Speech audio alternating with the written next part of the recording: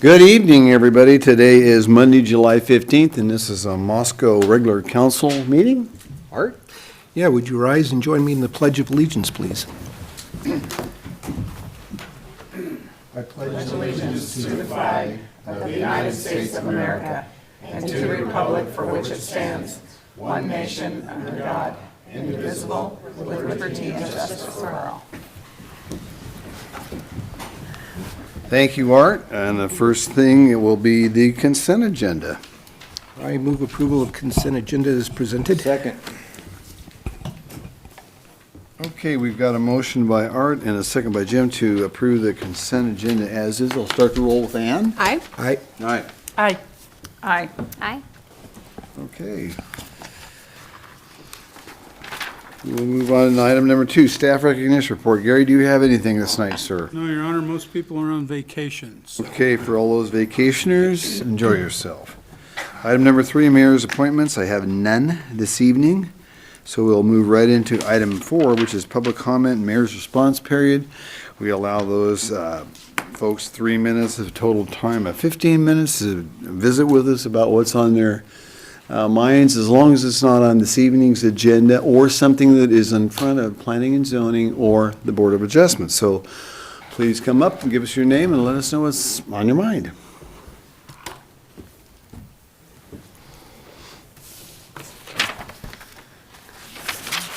We have such a quiet group. Okay, with that, folks, I'll move on to item number 5, which is a public hearing ordinance amendment on educational services within the Central Business District. Michael Ray will be here to report. Proceed, Mike. Welcome. Thank you, Your Honor, council members. So before you tonight, we have a public hearing. This is amending our land use table for a number of items, including educational services. And so just to get a little background, it was first brought up at a city council meeting, happened on May 21st of last year, about some questions regarding educational services downtown, so referring to colleges and universities within central business. And this was the land use table at the time that was being converted from narrative to table format. So we had that large land use zoning code update. And then August 20th of last year, the council provided direction to staff to develop a survey to gauge community and property owners' interests as far as the central business district and allowing colleges and university. So there's really 2 main components to the survey.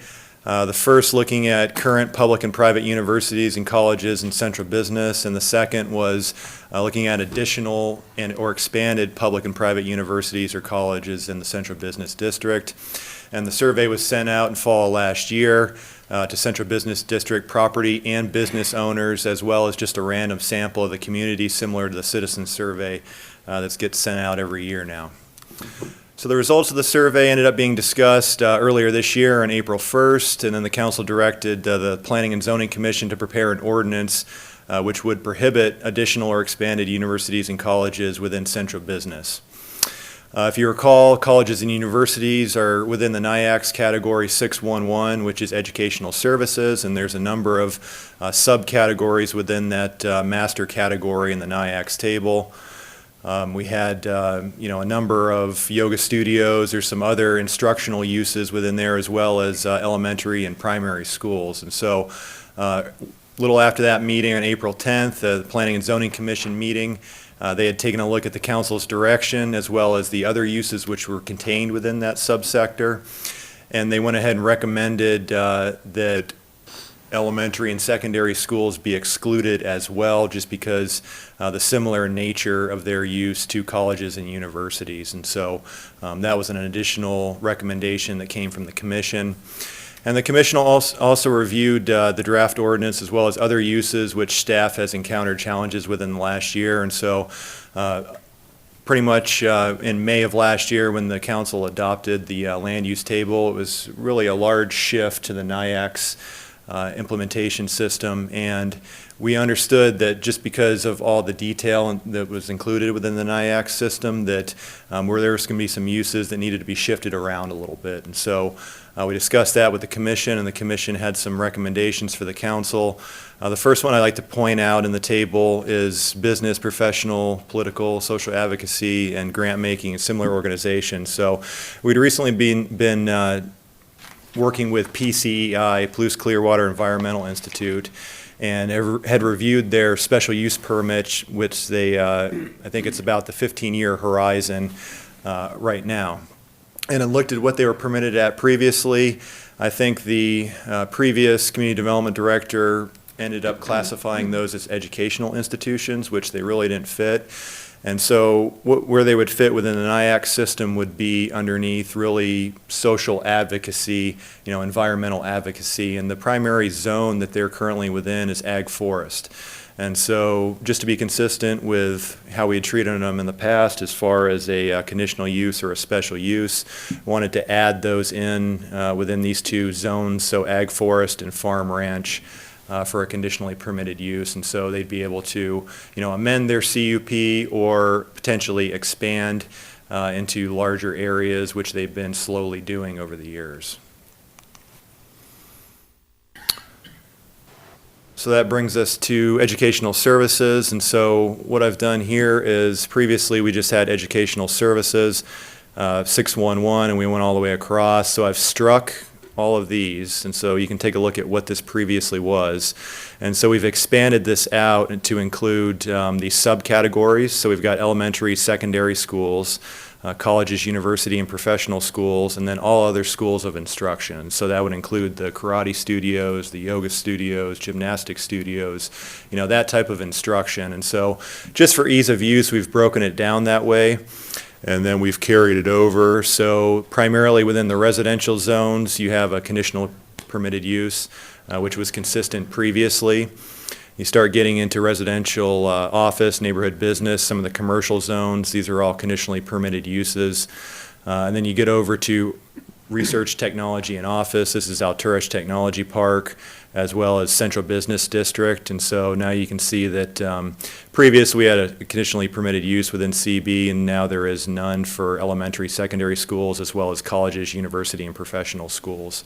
So that would be the big change there. Per the council's direction. And then we're leaving all other schools of instruction, so the karate studio, yoga studio, that would still be a conditionally permitted use within central business because there are those uses downtown, as well as Mr. Leon's School of Hair Design. That'd be another use that would fall underneath that category. The remainder of the zones are pretty consistent with what we had previously. Conditionally permitted uses, and then obviously the university zone, we would allow colleges, universities, professional schools, elementary, secondary, those are all just permitted by right. What's the little script under RTO for all other schools and instruction mean, the little number? That would just be carried over, and so when we reviewed the RTO zone with the Urban Renewal Agency, they just wanted specific uses there. And so if you go down to the subcategory here, we have, I believe it'd be this subcategory, business schools, computer management training, and technical and trade schools only, as defined by. So it's meant to, really just narrow it down even further within RTO. And that was the option. So either we were going to break it out this way, and we thought this was going to be a lot easier, or we were going to add a bunch of footnotes where you had to go down to the bottom and see what uses were and were not excluded from the different zones. And so we chose to do it this way, but yeah, we would just be carrying over that same footnote that existed before right here for RTO.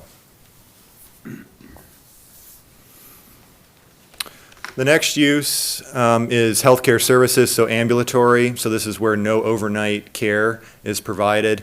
These are the small clinics. Previously, these types of clinics were encompassed under professional office, and then we went to the NIAC system and they got broken out into a different category. So now they're the standalone category. We used to allow, or I guess we still allow, professional offices within R4 zone. We allow those, but we limit those to 2,000 square feet of floor area maximum. So we'd like to bring those back to what they previously existed as. And so it'd be permitted to have the ambulatory health care in multifamily residential, but we'd limit those to 2,000 square feet in size, and that's what the footnote refers to there.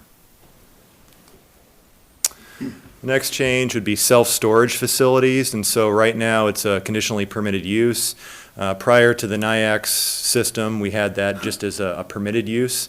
There was some concern that some of the self-storage facilities were taking up prime retail space, and that, that could potentially be an issue that might need to be mitigated by the Board of Adjustment through a conditionally permitted use. We haven't really seen that. All the self-storage facilities that have been permitted have been off really the main highway corridors and street corridors. So we feel like we should go back to the permitted use instead of a conditionally permitted use. And we got some feedback from the Board of Adjustment, really, when we went through that process, that there wasn't a whole lot for them to review. And so really just reacting to that, making the switch from conditional to just permitted use within motor business zone here. The next one is commercial and industrial machinery and equipment repair and maintenance. There are a number of those types of businesses: St. John Hardware, Hassan's Tractor Service, Pape Machinery. They're primarily within the motor business zone. A lot of those have some type of retail component to it, except for Hassan's. And right now, we just don't allow them within the motor business zone, so there's a little bit of an issue with those uses. We propose to add them as a conditionally permitted use.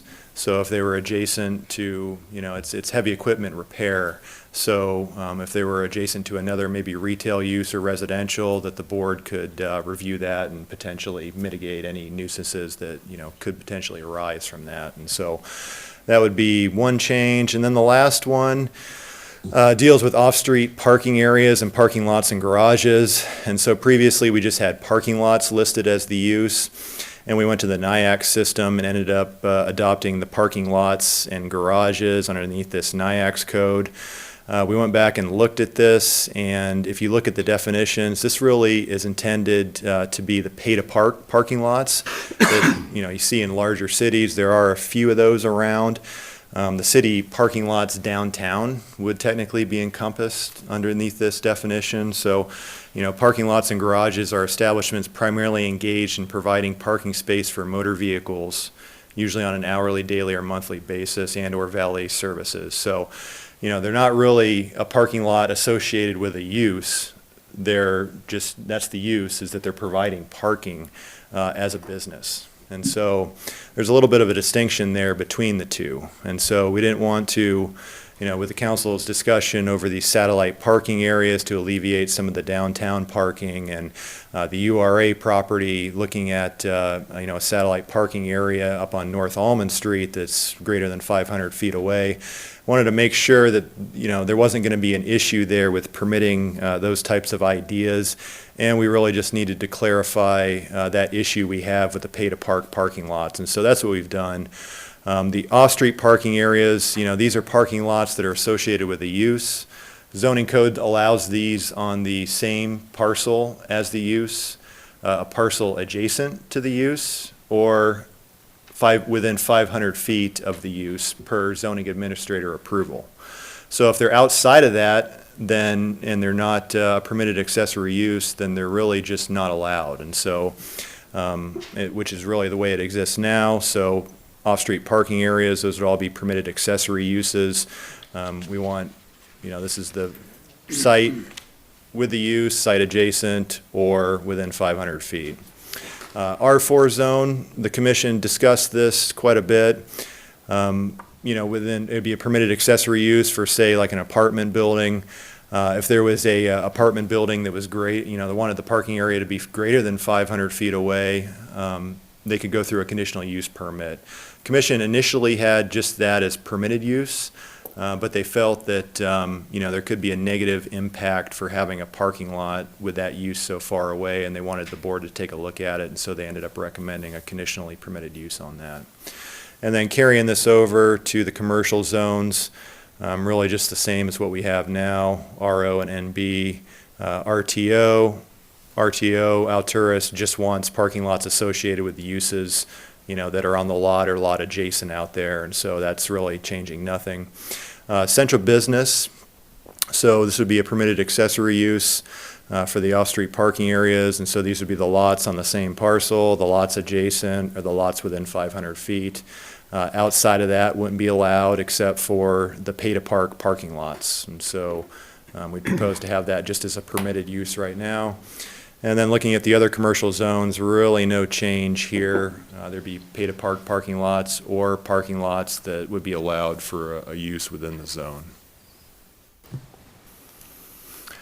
And then just one small change with the footnotes section. Since we didn't need to clarify, since we had broken down the educational services, we could just strike this footnote here at the very bottom. So with that, staff's recommendation is that after conducting the public hearing and consideration of testimony received, approve the proposed ordinance under suspension of the rules requiring 3 complete and separate readings.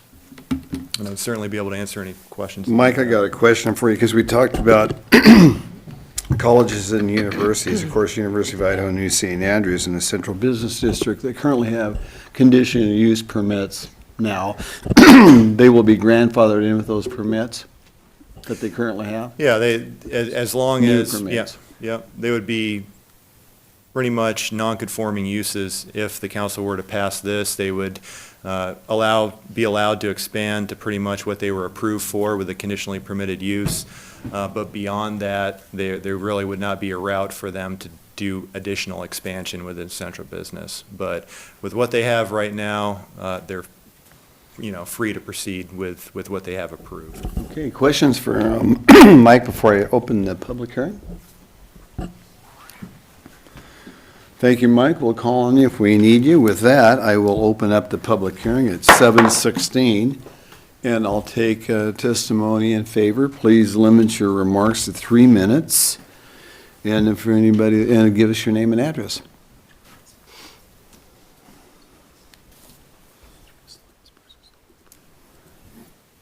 Any general testimony whatsoever? Seeing none, I will close it at 7:17 and turn it over to council. Sir, we've seen this at length and at Public Works and Finance last Monday. Mike went over this in pretty great detail, and it seems pretty straightforward at this point. A lot of work went into this from planning and zoning and you guys, and I appreciate that very much. And everybody that participated in doing the survey so that we could do this with appropriate data. I appreciate your work too. So anybody else has any additional comments? I would also say Randy? that, and also picking up those other things and bringing those forward, the work that planning and zoning did to kind of clean up some other little things that came with adopting the new codes. So that was well done also.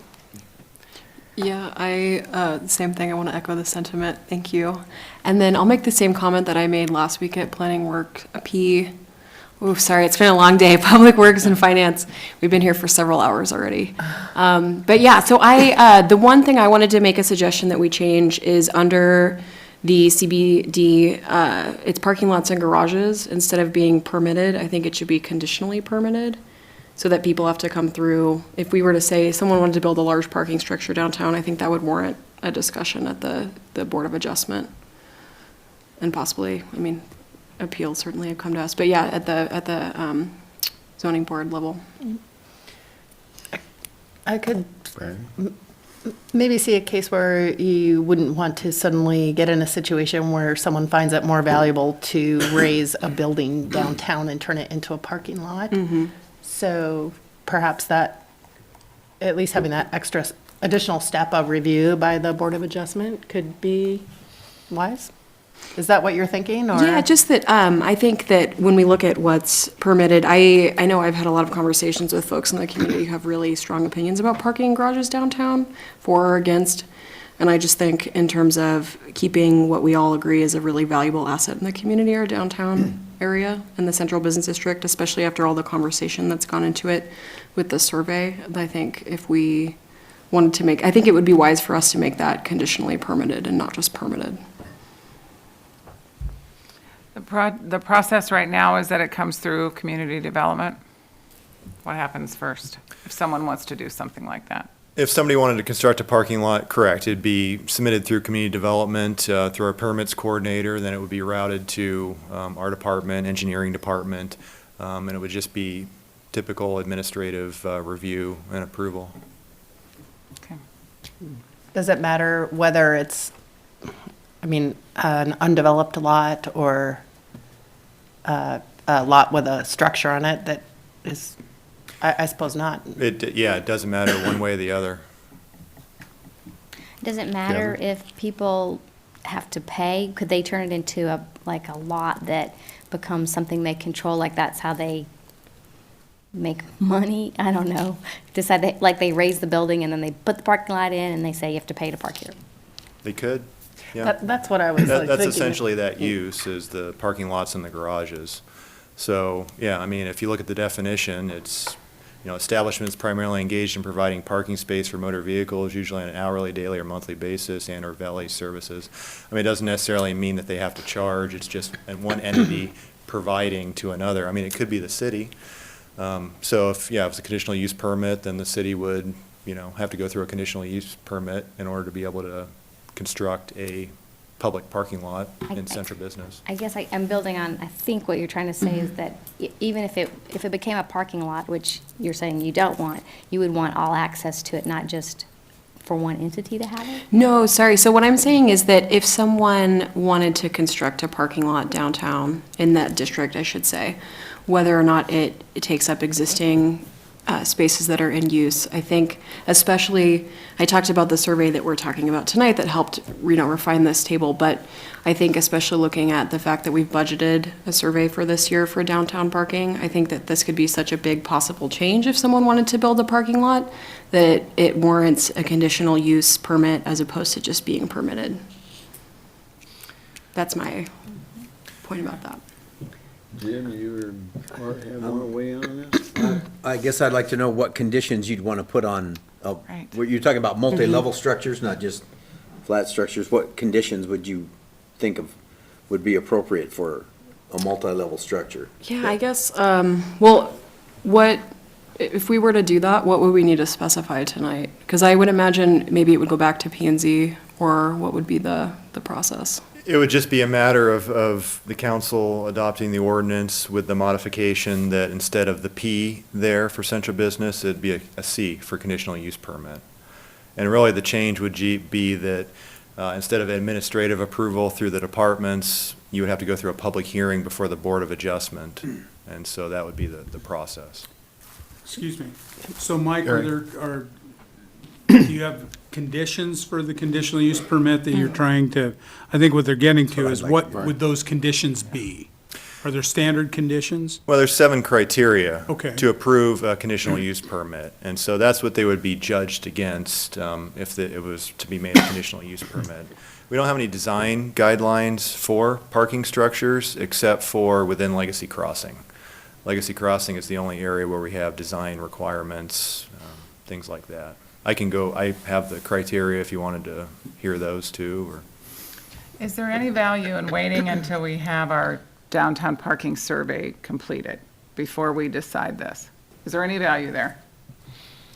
I think that the only issue is that it would need to be something decided tonight, and then it could be revisited potentially, but during that window, it would be whatever we decide, permitted by accessory use, conditionally permitted, et cetera. Art, what do you think? Well, I was thinking that proceeding with decision of what we have before us right now would be a good way to go, and then ask planning zoning or on our own, go back and just review, because the joy of having this table here is you just change the nomenclature of the table. So it could go forward like this with the expectations. We're not apt to see a parking structure go up in downtown between now and the time that we go back and revisit it.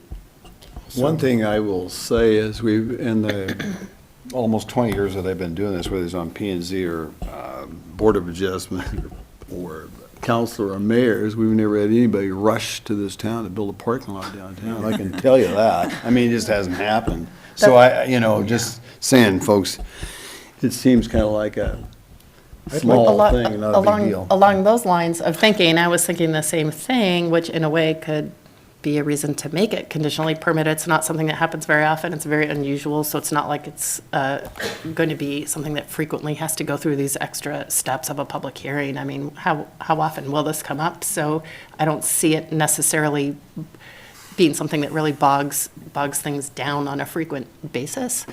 And with the unknowns of the parking study, I think that's a good point. I mean, if anything, maybe it's better to set it that way. If we learn through that process that there's absolutely no reason to ever want to have a review, then it could be changed to permitted, but maybe it's better to do it that way instead of the change in the opposite direction. I'd like to just, opposite you, just do that, but then await the results of the parking survey before going back and modifying the table and seeing what the parking survey says, and then go back and modify the ordinance for the table afterwards. Maybe. I mean, I guess right now we are modifying the table, so it's a question of do we want to modify, how do we want to modify that one square to start that might avoid modifying it again, but.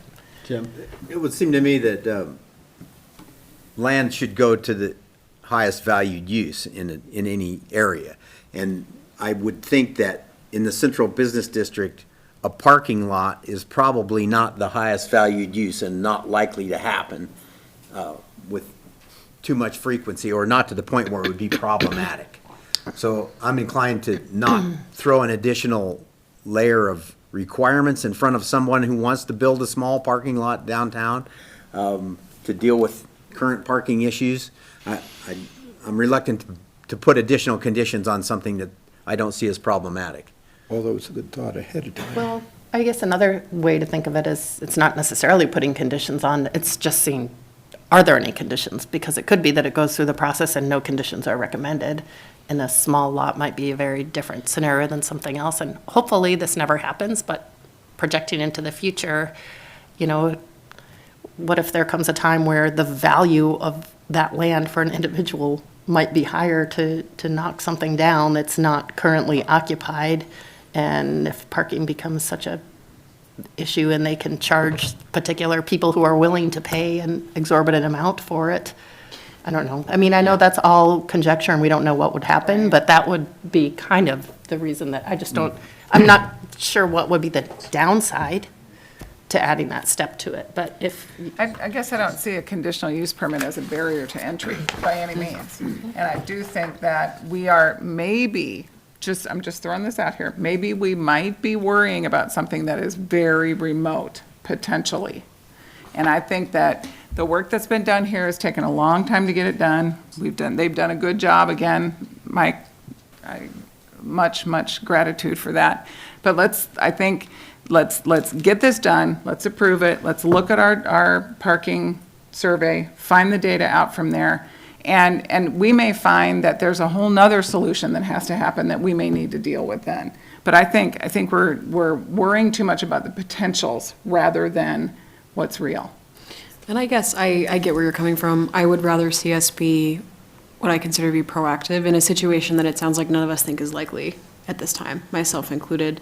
And I think it can always be more easily switched from something that has maybe that extra layer that we would benefit from to something that doesn't. And I think that this is a nice opportunity because we had directed P&Z essentially to review this, and they had proposed some other components of this that they thought would be valuable after moving from the narrative format. And this is one where I think there's just a slight tweak that could be beneficial. And I would love to hear we have at least one planning and zoning. I member concur on the with you. I audience. think conditional use would be a nice, in the box. I think that's a good idea, with what we know is happening downtown.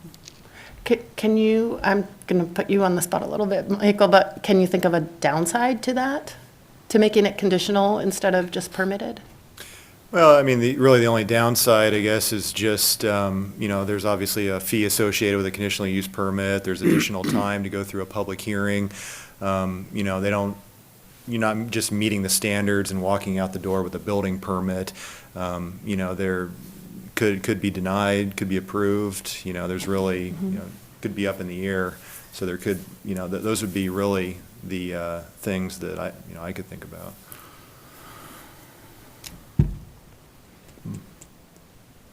So do we need a separate motion on that aspect as opposed to a motion for the entire plan? You can make a motion with that included if you want to. You can make a motion with, and amend that, I Yeah. suppose. I'm not going to, because I'm in favor of it the way it is.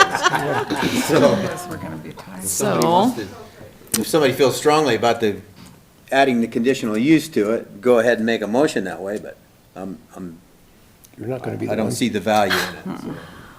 I'm gonna move that we accept the table as proposed with the exception of line item 812, is it 930? Yeah. To be in the central business district, conditional use permit, or conditional use as opposed to permitted use. Second? Okay. Okay, we've got see if I read this right. We got a motion by Ann and a second by Catherine to approve the proposed ordinance under the suspension of the rules requiring 3 complete and separate readings with the exception of 812-930, parking lots to be in the condition, under the central business district requiring a CUP. Is that correct? And that be read and published by summary. Is that correct? I'll start the roll. So that's the motion? That's the motion. Thank you. Did you get that, Lori? So I'll start the roll with Catherine. Aye. No. Aye. I'll go along with it, yeah. Nope. Aye. Okay, so we got 4 ayes and 2 nays on this. So the ordinance passes with the suspension of the rules requiring 3 complete separate readings that be read by title and published by summary, and the addition of amendment of 8.12-930 on parking lots in the central business district will need a conditional use permit. And that ordinance number is? 7. Okay, so this is ordinance number 2019-07, an ordinance of the City of Moscow, Idaho, Municipal Corporation of the State of Idaho, providing for the amendment of the City Code Title IV, Chapter 3, providing for amendments to the land use table for educational services, healthcare services, self-storage facilities, commercial and industrial machinery, and equipment repair and maintenance off-street parking areas and parking lots and garages, providing that the provision of this ordinance be deemed severable and providing for this ordinance to be in full force and effect from the date of passage, approval, and publication according to law. Okay, with that, thank you, Mike. We will move on to item number 6, request for engineering variance from the University of Idaho for the 7th Street from Elm Street to Bruce Pittman Center. Gary Riedner will be presenting. Gary? Thank you, Your Honor. Let me,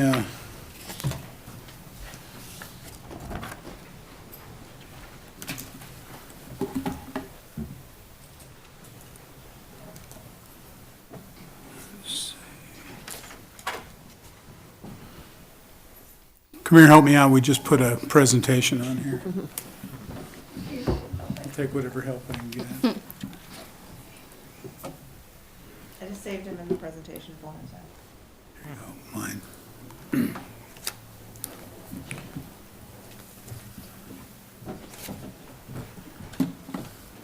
Thank you, Your Honor. What you have before you today, besides 2 people in the audience who weren't expecting to be here tonight, Bob Bovell and Ray Pankoff from the university. This was supposed to be on the consent agenda. It is about a variance from Moscow street standards for a section of Elm Street that you see just behind the Bruce Pittman Center, or excuse me, 7th Street, between Elm Street right here and behind the alley behind the Bruce Pittman Center. This is an area that the University of Idaho would like to make a pedestrian priority area. Several years ago, I was just talking to Ray, many years ago, in fact, there was a request from the University of Idaho to perhaps vacate 7th Street and allow it to become a pedestrian mall. At that time, the council and the university, I think the university ended up withdrawing that request, but they're here today to talk about making some amenities that will make it more of a pedestrian priority area. This is what the area looks like at this point. So you can see here's the Bruce Pittman Center. This is looking east along 7th Street from the intersection of Elm. And this is a view down the alley, I believe. So this is what the university would like to do. As you can see, this again is the intersection of Elm Street. These are some pedestrian amenities along here, some plantings, benches, a University of Idaho embossed logo in the middle. And then here, of course, is the Pittman Center. The area will still be available for vehicular traffic. That's not the emphasis, of course, but it will enhance the pedestrian access along that corridor. As I indicated, Bob Bovell is here tonight to answer any engineering questions you might have, and Ray can certainly talk about the university's perspective. The waiver or the variance from the Moscow street standards is done occasionally if there are situations where the street standards are unable to be complied with because of topography. That is not the case in this case. This is where the university is asking for a variance to make this available for a particular use that isn't just moving cars. So that's the request before you today. The reason it was taken off the consent agenda and brought forward as a regular agenda item, we do need to negotiate an encroachment agreement with the University of Idaho, as this is public right-of-way. And all that means, we do that regularly. The university, once we see what the actual design is, then we will put that encroachment agreement in place, and the university can execute it and we can move forward. And all an encroachment agreement does is it gives someone the ability to utilize the public right-of-way for a particular use. As this is a sister public institution, that should not be an issue. It's not being put to private use, and the public still has the ability to move across the right-of-way. So with that, I would answer any questions I can, or of course Bob, or if Ray wants to say something, if you'd like to hear from him. Any questions for Gary or Bob? We'll start there first. So is it just vehicle access for like delivery vehicles or for anybody? That'll be the primary vehicle that would be using the right-of-way, yes, is deliveries and services. So just the same with other parts of the university that are, Right. yeah. Other questions for Bob? How about for Ray from the University of Idaho? We got any questions for Ray? Or Ray, you want to come up and address the council and give us the University of Idaho's perspective on this, sir? Mr. Mayor, members of the council, thank you, and thank you for your time tonight. This is a project desire that the university has had for a very long time. It's codified in our long-range campus development plan, and that desire is driven essentially by two impulses. One is to, in general, improve streets that are currently existing in the core of campus that still remain rendered as streets but are serving as pedestrian malls, and to make the conversion to where those streets are now rendered as a pedestrian mall. But two, in this particular case, the Pittman Center, just by accident of circumstance and its location and how it developed over the years, is off to the side of campus, away from the core, and the way the entries are arranged, it effectively turns its back on campus. And yet that entry that's on the west side of the Pittman Center that crosses the alley and faces 7th Street is the major connection between Pittman Center and the district of campus that includes the engineering buildings and the IRIC building and eventually on to natural resources and ag sciences. It is also, this stretch of 7th Street is highly used by the campus welcome tours. So if you're a prospective student and you're coming to campus for the first time with your family or your guardian or whomever is your support, those welcome tours start in the Pittman Center. And they run both clockwise and counterclockwise, so they're either exiting the Pittman Center and hitting 7th Street as the first stop on the tour, or they're concluding the tour by coming in 7th Street to the west entrance of the Pittman Center. Either way, what's happening there now with the alley and sort of the perfunctory nature of 7th Street, it's not a great way to make a first impression on a prospective student.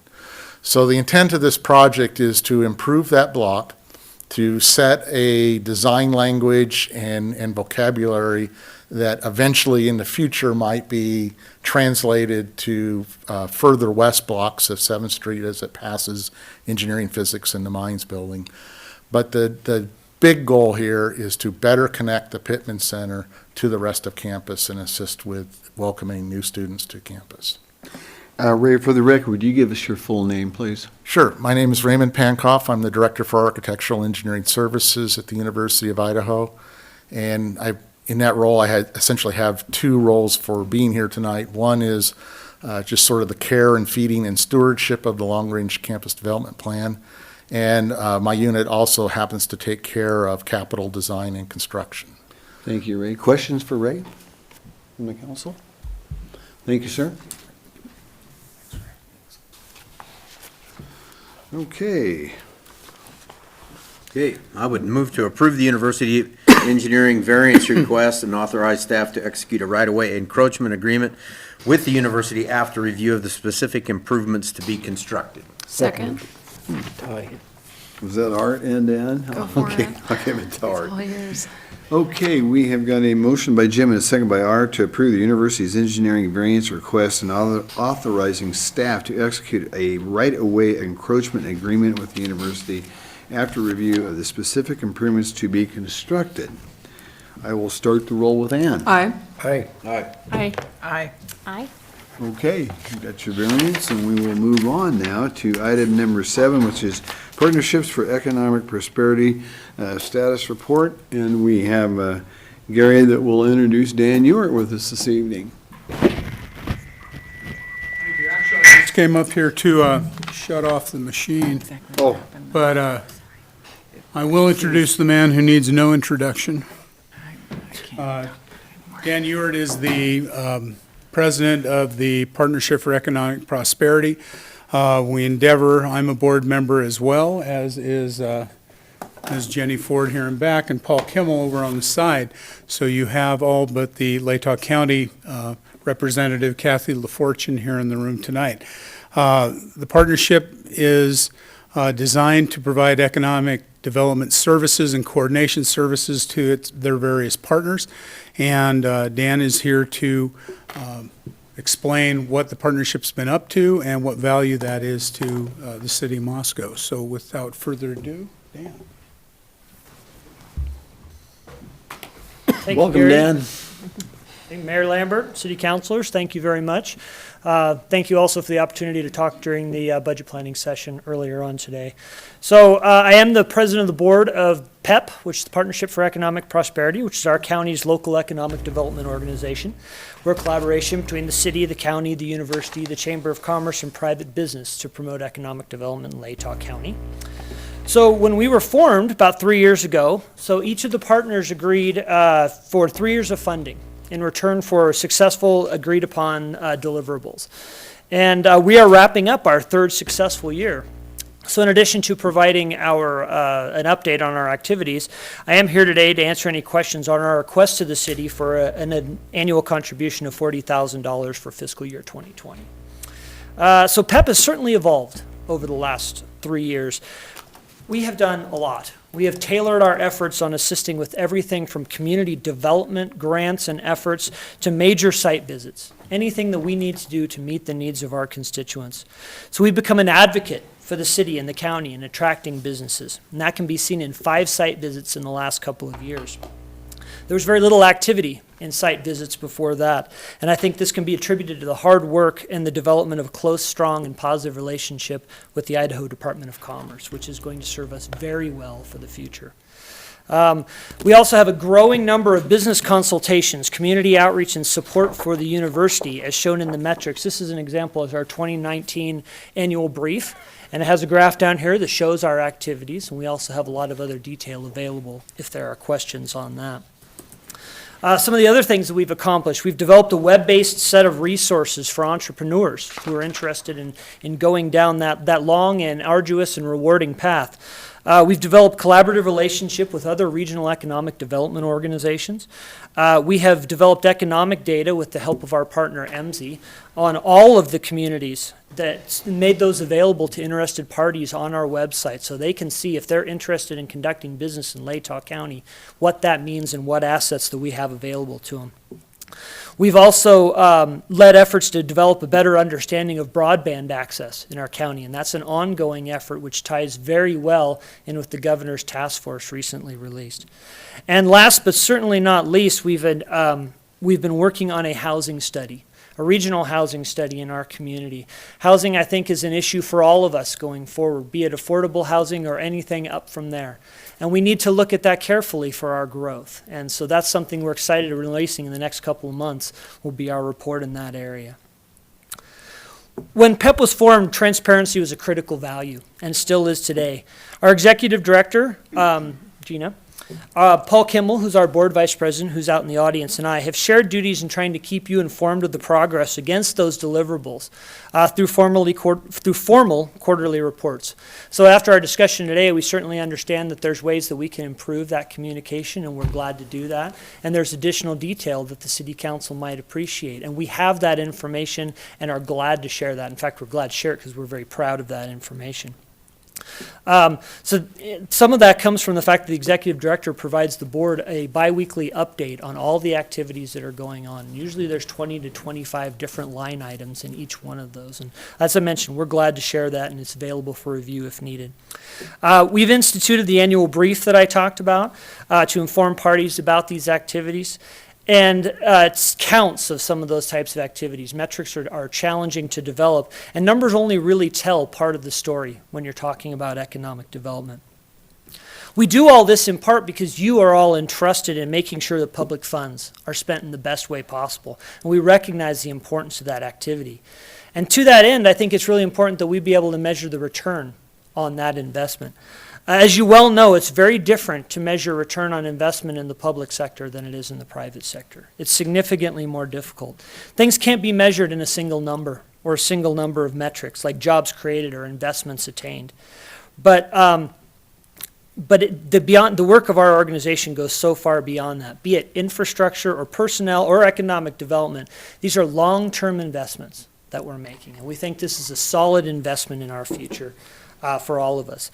And with history shows what happens when we don't make these kinds of investments. We fall behind and someone else gets that business and someone else gets that opportunity. And our community deserves it.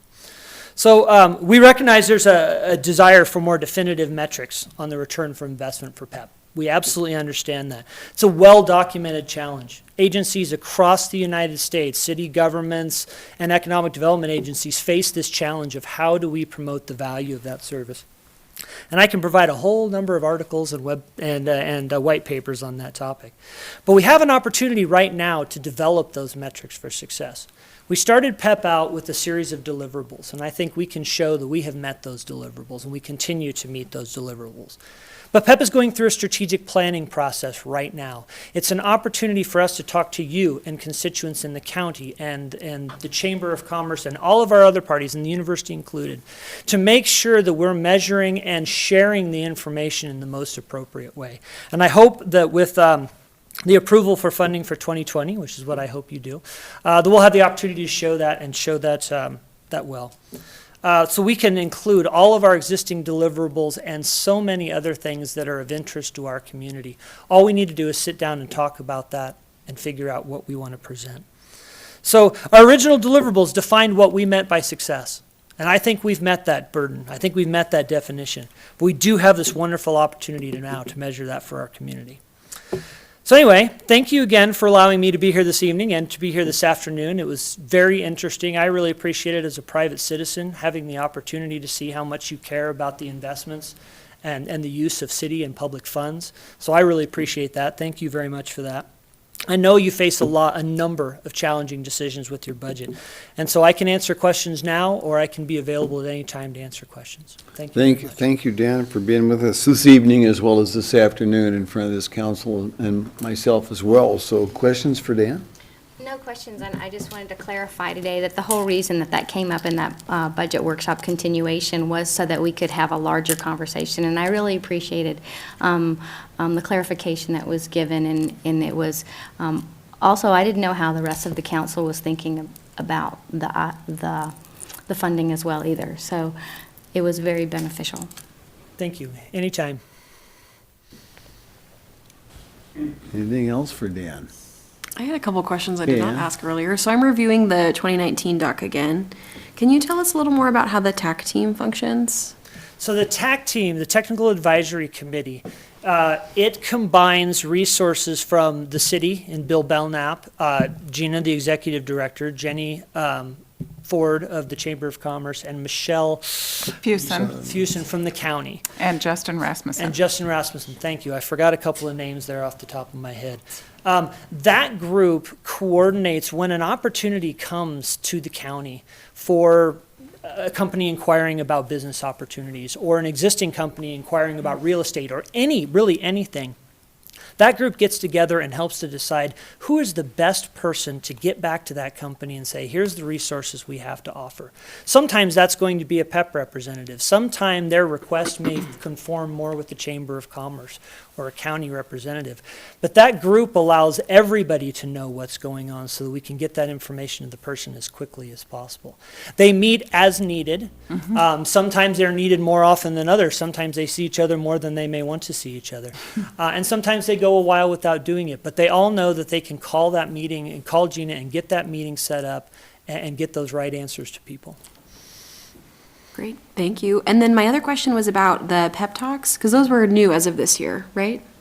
Or last year, I should say. We started pep talks last year. Yeah. Yeah, and they're really, and Gina knows much more about them. Of course, Gina does the heavy lifting for PEP. I'm the board president.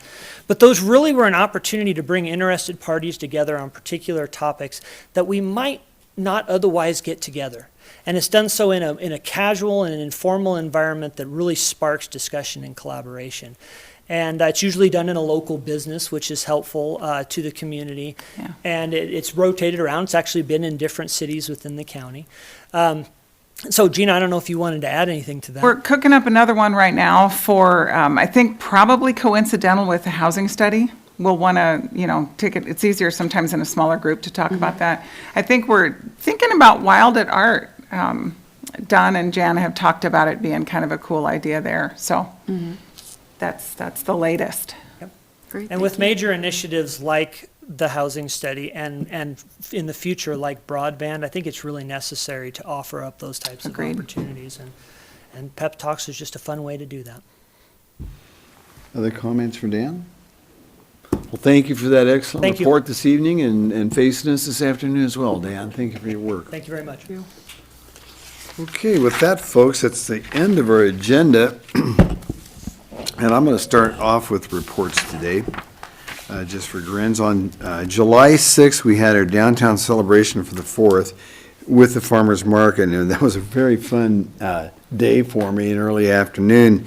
And the American Legion, as well as VFW, showed us the proper way of how to fold a flag. And there's 13 folds in an American flag, and what each one of those 13 folds represents.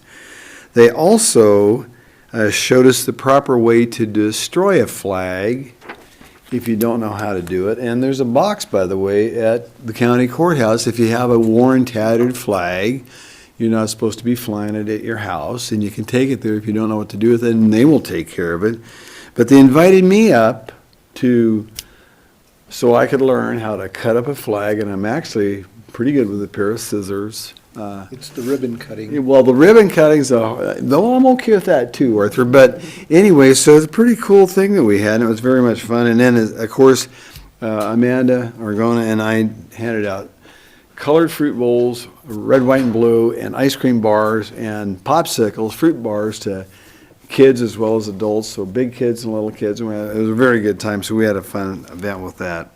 I also want to just talk briefly about our quarterly breakfast that we had, the 10th, and that the county put on, and that was very informative. We had health folks there, and we talked about the recovery center, as well as the crisis center. I want to say disaster center. That's not. No, that It's would been be a a long crisis. day, Be a folks. crisis. Crisis center, but anyway.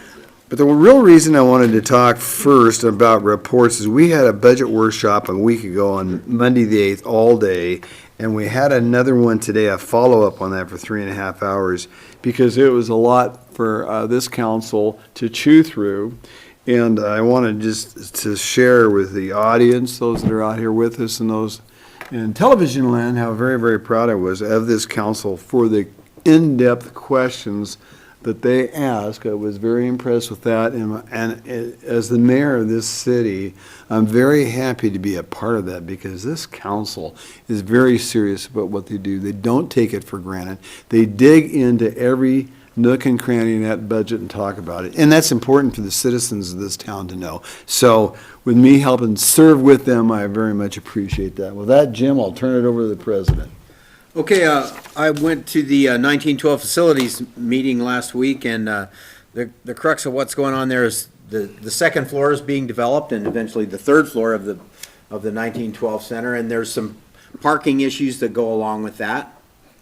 They have enough parking to deal with everything that goes on in the part of the building is completed. When you add the second floor, you're adding a lot more capacity, and so there's going to have to be a conditional use permit applied for with the Board of Adjustment for them to add that capacity, and they have a plan in place to deal with that so that they have sufficient parking to do with that, and probably will apply for a permit for the third floor at the same time as well, so that we get this all taken care of and don't have to come back for another permit in the future.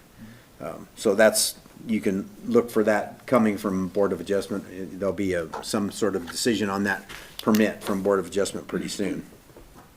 Also, this is Rendezvous in the Park week, and I'd like to ask the mayor to come make some opening remarks on Thursday about 5:30 for that event. It's if you've never been, it's the premier summer event that happens in this town in the summertime, and I'll be there at 9 o'clock on Wednesday to build the stage and the lights and put up a fence so we can have a beer garden in the entire park. Access for commercial speech, Jim. It's a city-sponsored facility or event, sir. Actually, I'm okay Maybe with you're it. not aware of that. I'm okay with it too, because I'm running the meeting, Gary, so I'm fine with Jim expanding a little bit on Rendezvous in the Park, because I like it as well, so. Okay, that's all I have, sir. And I will be there, Jim, by the way. Okay, Arthur. Next up, let's see, Palouse Knowledge Corridor was canceled at the last meeting because most of the members were attending the Cascadia Artisan Grains presentation conference Friday and Saturday, which was another very good highlight for not only our local area, but the entire Pacific Northwest region for the use of artisan grains for both baking and for brewing and for distilling. So very enlightening that was. The Arts Commission met, and they are working to get the art installation at Sea in Maine determined. There is an RFP out for artists, so if you're an artist and you want to put your work out in a very obvious public place at Sea in Maine, send in an application. So that screening process should be starting here fairly soon. They're also working on development of artwork for the new police station, getting a head start on that to get that prepared, with the basic theme of protecting the vulnerable. So that should be nice to see what works out there. And otherwise, just lots of housekeeping. Thank you, Art. Yeah. PBAC and Human Rights Commission are both this week. Pathways was canceled, and so the only report I have is from transportation. And the big topics there were that we, over the course of the last year or so, the Transportation Commission, I think several members on the council as well, have received complaints or questions about specific components of the implementation of the new bike facilities map.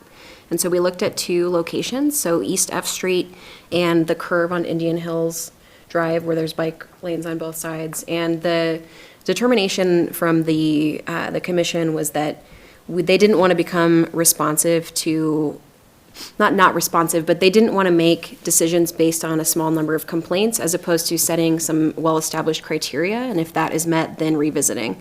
And so that was their determination. They're going to continue talking about those spots and then coming up with some, basically a process for that. And then they also talked about the Third Street corridor improvements again and reviewed the Alta report about where the terminus should be.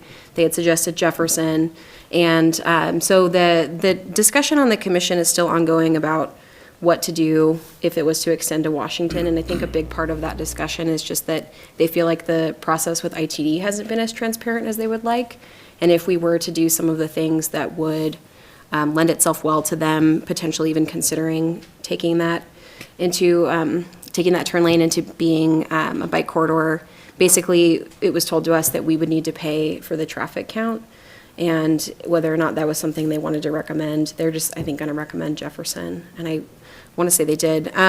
But yeah, so that's sort of ongoing and just a discussion about what an open, ideal, transparent process would look like with ITD on this project, but for future projects as well. And basically, the best bet, they think, if that was something that was still worth pursuing, is that to take out the parking on that side, because there's 6 spots right there, which was not something the commission was super favorable about, but that was basically, if we were ever going to do it, this is how. And I think those are all my Transportation Commission reports. So the Alta recommendation came Yeah. back to terminate the two-way bike lane at Jefferson as opposed to Washington? Yes. Yep. Was that because What were of? the criteria that they, That they had determined for that. reasoning, why not to come down the other block? I need to revisit. Sorry, let me pull my notes back up again. If someone else wants to give their. And so did you mean Yeah. too that was Alta's recommendation, but the Transportation Commission is still considering both options? or- No, they're recommending it. They just, They're recommending Jefferson? yes. Okay. Changed then from, because it was Washington to begin. Earlier this year, the Transportation Commission sent us a letter, said they recommended come to Washington. Yeah, has anyone read what Alta put out? It was a couple pages, probably not. No, so it was Jefferson. And so they, they still, I think, are going to continue talking about it more from a philosophical standpoint and a process-oriented one than that specific intersection. Randy, why don't you do your reports? Sure, yeah, And then yeah. if Yeah. Ann comes up, Yeah, finds sorry, anything I'll else, then pull you that can up add again. to it, Ann, in a minute. How's that? So farmer's market, most of the meeting was Stephen Peterson, the professor, economics professor, presenting the economic impacts and market update report. And which the desire is actually that he presents that to the full council, because it was very informative. So I think they're going to try to coordinate with the, when the Farmers Market Commission does their annual report, that we will hear at least some of the economic impact study. I'll just throw out a couple exciting numbers. In 2018, there were 266,215 visitors, which is a 217% increase from 2003. About 51% were from outside of Latah County, almost 136,000.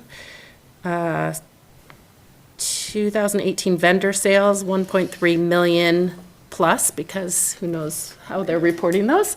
Annual visitor spending, 6.5 million. Inside the market was 3.65 million. Outside the market in downtown area still, 2.84. The Stephen Peterson said it's creating 113 jobs in Latah County, full-time equivalent jobs, the impact of the farmer's market. Yeah. Wow. They also started a slideshow, which was very cool, of the agricultural site farm visits that they've done, and they've been very busy, those commissioners, going around and touring farms all over, and it was really neat to go to the farmer's market that next Saturday, and when I was buying blueberries, I had a different interest in asking them where their farm was, and, seeing some of the photos there, and Amanda is doing a great job coordinating all of that. And we also had the URA meeting and the review the 2020 budget, review of projects through 2023, and then the kind of new thing was there was a request which was approved for a 90-day extension on the design for the 6 and Jackson lot, and the developer there is really kind of thinking ahead to some other things that are going on in the downtown area, including some other apartments and offices that are coming down the pike, and kind of relooking to make sure that the project will be viable and more like it, or if he wants to kind of relook at some different types of mixed use, that knowing what's coming up, looking at potentially reducing the number of apartments, also tied in with the whole parking conversations we've having, and knowing that that's been a concern of people, and working on potentially some designs, what they could look like at 3 and 4 level heights rather than the initial 5 that were discussed. So he was granted a 90-day extension, and we look forward to seeing what they come up with. Okay. Gina? Do you want to let Ann jump in? Did you find anything? Yes, yeah, so they did not vote to make a recommendation, but they're going to continue talking about it, but yes, so Alta had recommended, they called it option 3, so option 1 was looking at a terminus at Washington, number 2 was Jefferson, and they're calling it number 3 because it's actually revised slightly from the Jefferson terminus, and they had recommended preserving parking along the north side of 3rd Street, and then terminating the bike lane into a bike box. So that's where they stand now. And part of the discussion was talking about making a recommendation to us, and we had discussed that it was potentially not going to be super well received if there wasn't any kind of explanation of why ITD came to that decision, and that it might be worth revisiting, or that conversation might happen at the council level.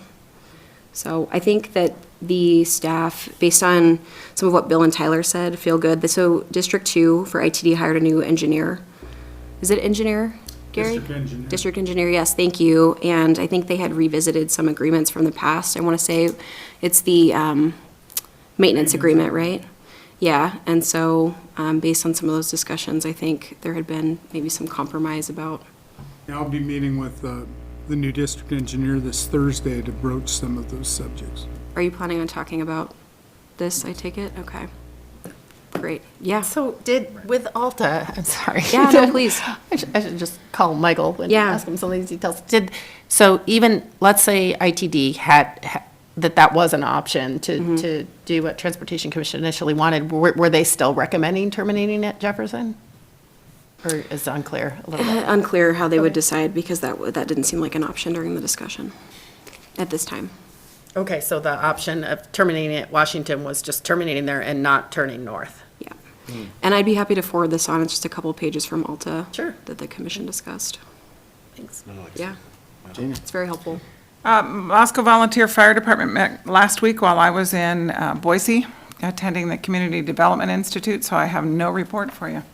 Okay. Catherine? I've been meeting with people about Trex, and met with Amanda Bashaw, and then today I met with a couple business people to talk about trying to figure out how to collect more plastic and get it to the Trex facility in Nevada. And so kind of exploring that, and going to continue pushing with the schools to do that. So that's moving on. And then tomorrow night, there'll be a good presentation at the Sustainable Environment Commission meeting. There's 3 people have been interested in. One is the electromotive force, the EMFs. And then there's going to be a fracking presentation done via Skype from Shelley Brock for Citizens Allied for Integrity and Accountability. And then there'll also be a sustainable design report given by Steve McGann about the police station, and that group that's met to continue to look at the lead qualities that people want to have in that building. Okay, very good.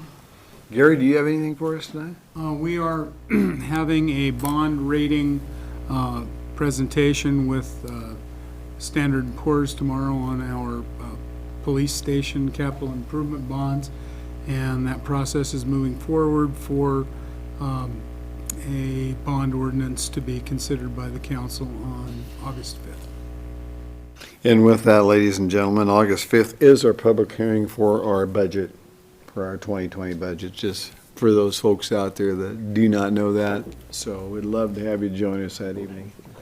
Well, with that, I'd entertain a motion to adjourn, folks. So moved. All in favor? I- Opposed? We were 8:09, folks. Thank you very much.